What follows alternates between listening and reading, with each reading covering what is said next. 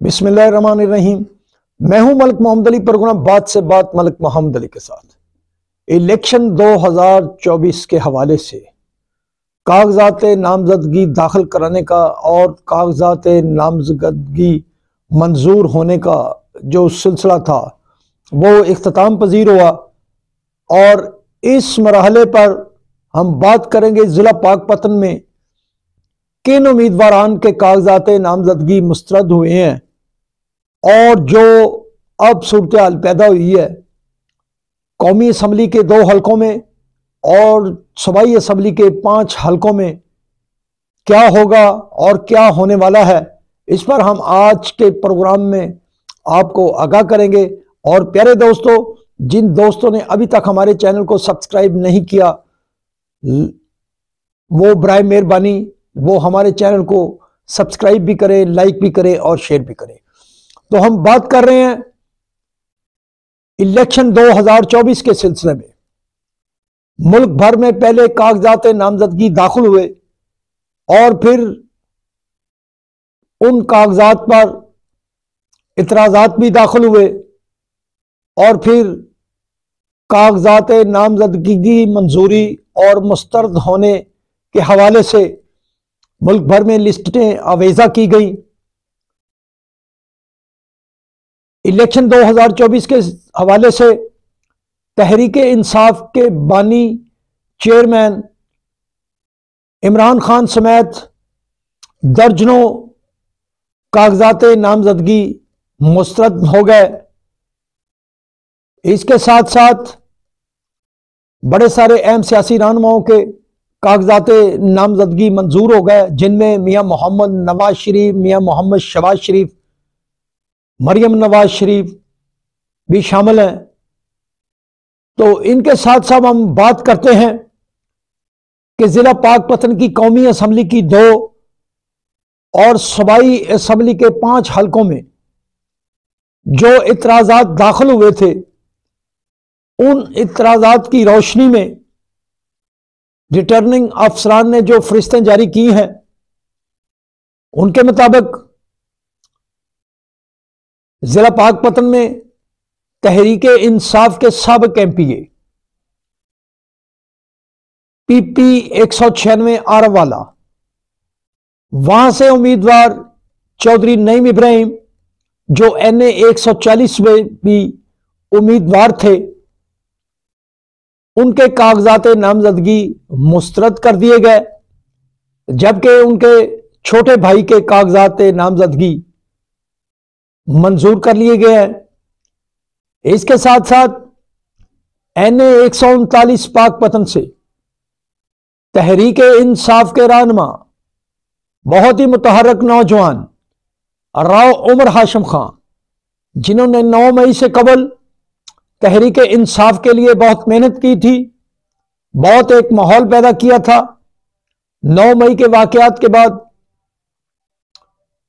वो रूपोश थे।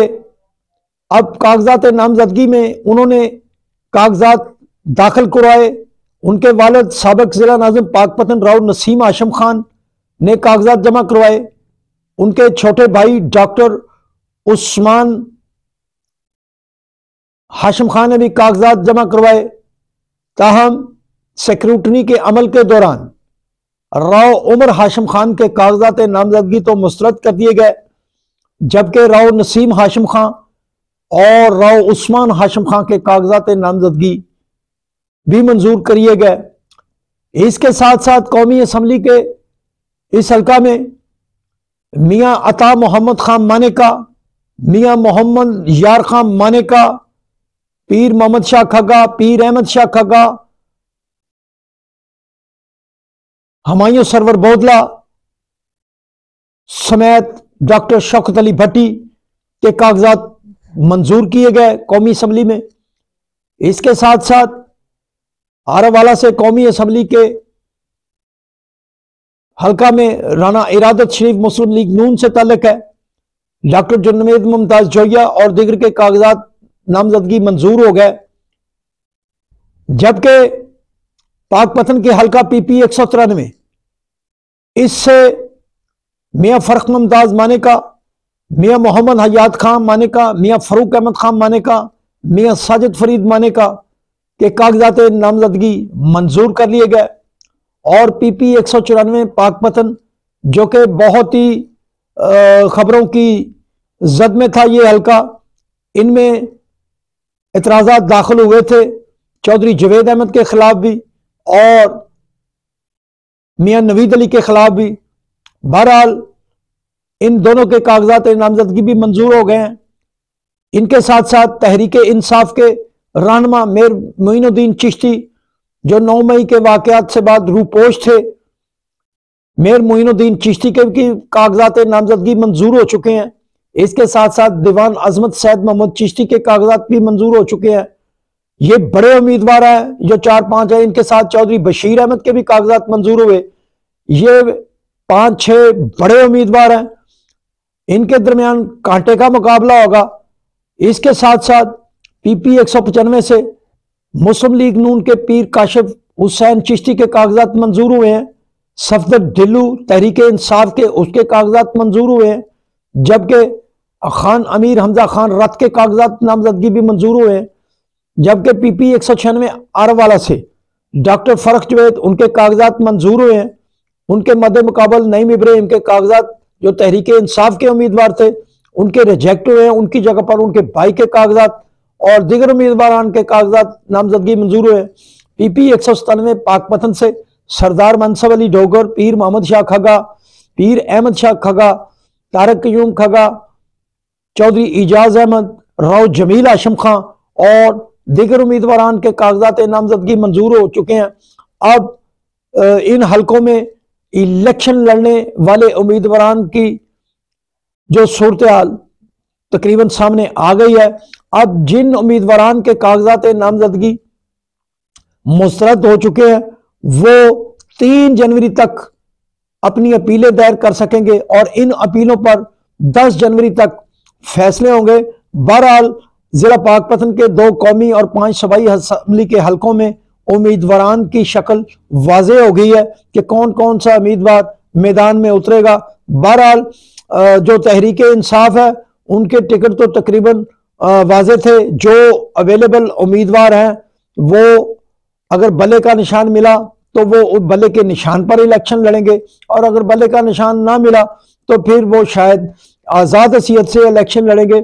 अब जो मुस्लिम लीग नून है उनके उम्मीदवारान तो तकरीबन फाइनल हो चुके हैं, लेकिन हतमी जो फरिश्त सामने आएगी उसके मुताबिक ही जो वाज़ेह हो सकेगा मजीद कि किस किस उम्मीदवार को टिकट कंफर्म हो चुका है और 13 जनवरी को निशान अलाटमेंट होंगे। बहरहाल पाकपतन के सूबाई और कौमी असम्बली के हलकों के उम्मीदवारान के दरमियान कांटे का मुकाबला होगा। मुस्लिम लीग नून का वोट बैंक तो ऑलरेडी मौजूद था। इसके साथ साथ तहरीक इंसाफ को किसी सूरत भी नजरअंदाज नहीं किया जा सकता। तहरीक इंसाफ का उम्मीदवार चाहे आज़ाद होगा तो ये निशानदेही जरूर हो चुकी है कि तहरीक इंसाफ का कौमी असम्बली के और सूबाई असम्बली के उम्मीदवार कौन होंगे, ख्वाह वो आज़ाद हैसियत से होंगे, ये तकरीबन शक्ल वाज़ेह हो चुकी है। बहरहाल मुस्लिम लीग नून की तरफ से टिकटें तकरीबन फाइनल हो चुकी हैं, लेकिन तहरीक इंसाफ का मुकाबला करने के लिए मुस्लिम लीग नून के पास मजबूत पैनल मौजूद है। लेकिन तहरीक इंसाफ के जो उम्मीदवारान हैं वो कुछ बैकफुट पर जरूर मौजूद हैं, लेकिन उनका वोट बैंक मौजूद है। अब असल राउंड 13 जनवरी के बाद शुरू होगा, जब मुस्लिम लीग नून बाकायदा तौर पर अपने उम्मीदवारान को टिकट जारी करेगी।